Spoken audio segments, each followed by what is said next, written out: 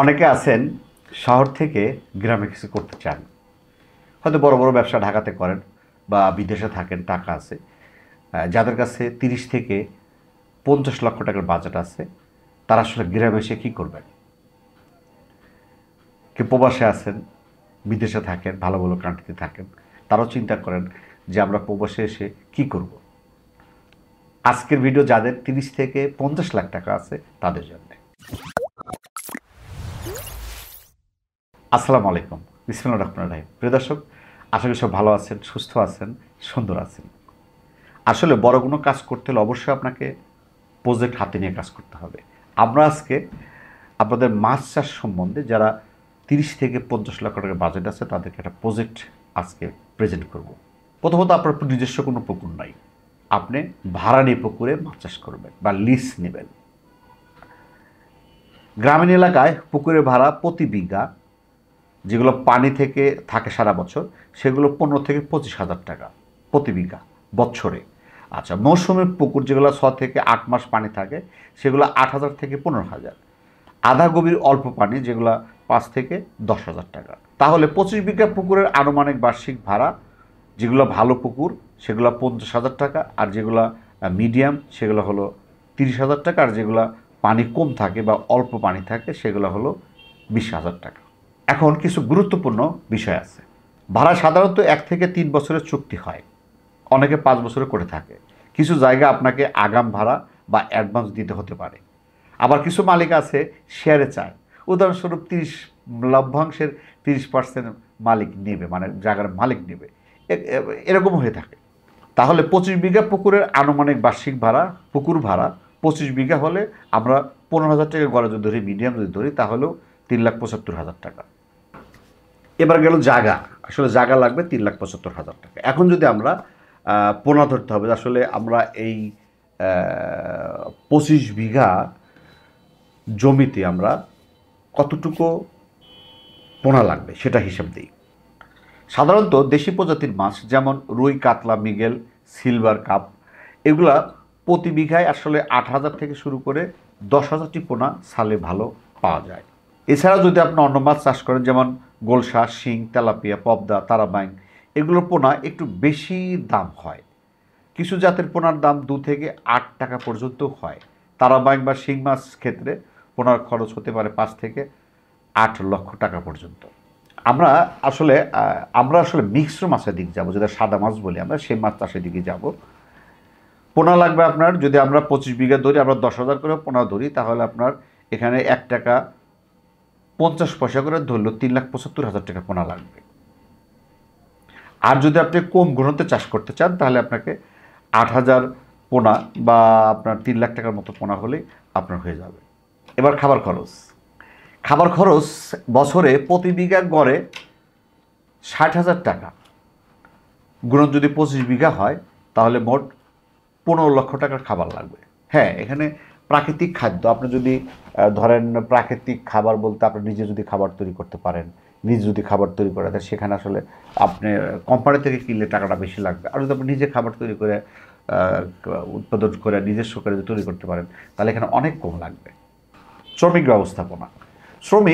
ব্যবস্থাপনা মাসে আমরা এখানে 4 জন ধরছি, আসলে 4 জন লাগেই। কারণ যদিও অনেকে 25 বিঘা আমরা বলি, 25 বিঘা পুকুর তো আসলে দেখা যায় 3টে বা 4টের মধ্যে হয়ে যেতে পারে। এমনও কিছু পুকুর আছে, বড় বড় পুকুর আছে, 3টে বা 4টের মধ্যে হয়ে যেতে পারে। সেই সময় আমরা মোটামুটি 4টে পুকুর ধরছি।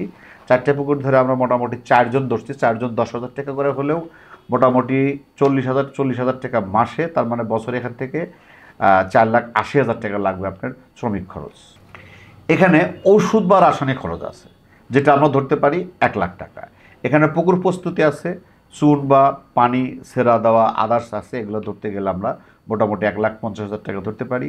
জাল, নেট বা উপকরণ, যেটা আসলে অনেক সময় মাছ ট্রেনে দেখতে হয় যে মাছের কন্ডিশন কি, মাছটা ভালো আছে কি না, বা মাছটা দেখতে হয়, টানতে হয়, মানে জালের খরচ, সেই হিসেবে আমরা ধরছি এখানে মোটামুটি 75,000 টাকা।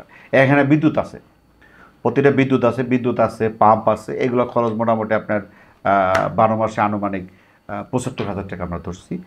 আর অন্যান্য খরচ যেমন পরিবহন বা আপনার ওই ইত্যাদি আদার্স যে খরচগুলো আছে, এগুলোতে আমরা 1,10,000 টাকা ধরছি। তার মানে মোট আমাদের প্রজেক্টের খরচ 29,40,000 টাকা। এখন উৎপাদন ও বিক্রয়, আমরা যদি এই 25 বিঘা জমিতে মাছ চাষ করি, আমরা অনেকের সাথে কথা বলে দেখছি বা অনেক ইয়ের সাথে কথা বলে দেখছি, মানে কৃষকের সাথে কথা বলে দেখছি যে মোটামুটি না হলেও এখানে 25 বিঘাতে আপনি গড়ে পার বিঘাতে আপনি 24 মণ বা 25 মণ বা 20 মণ আপনি 100% পাইতে পারেন মাছ। আর তার মানে আপনি যদি গড়ে আমরা মণ হিসাব করি 25 বিঘার বছরে যদি হিসাব করি, আপনি এখান থেকে 600 মণ মাছ পাবেন। এখন যখন আপনি একটা মাছ 1 বছর চাষ করবেন, আমরা কিন্তু 15-10 টাকার পোনা, সেটা যদি আপনি 1 বছর চাষ করেন, একটা মাছ কম হলেও আপনার না হলেও 2 কেজির উপরে আসবে। এই সাদা মাছগুলা, এমনও মাছ আছে যেটা আপনার 3 কেজি যাবে, এমনও মাছ আছে সেটা আপনার 3 কেজি পারও হতে পারে, আবার কিছু মাছ আছে আপনার মোটামুটি 2 কেজির নিচে থাকবে। সব মাছ কিন্তু সমান হবে না।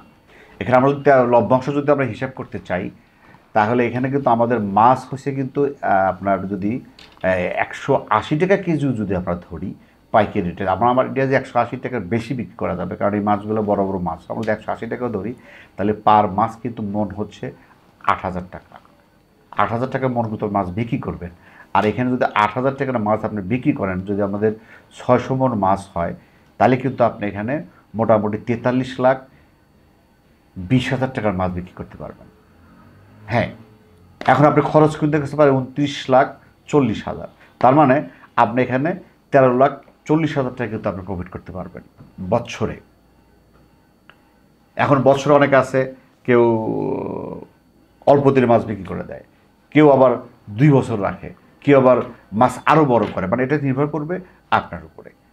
মাছ চাষের সফলতার কিছু কথা আছে, মাছ চাষ করার সফলতার কিছু কথা আছে। প্রথমত আপনাকে ভালো মানের পোনা বা বিশ্বস্ত হ্যাচারি থেকে আপনাকে মাছ ক্রয় করতে হবে।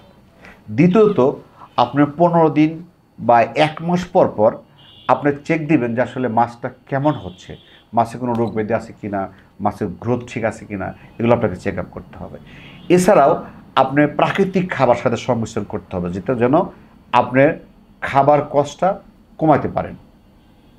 এছাড়াও পুকুরে অক্সিজেন ঠিকমতো আছে কি না, এছাড়াও পুকুরে অক্সিজেন মেশিন বা সোলার পাম্প বসাবেন, যেন অক্সিজেন থাকলে যেন মাছটা ভালো থাকে, এগুলোর দিক খেয়াল করতে হবে।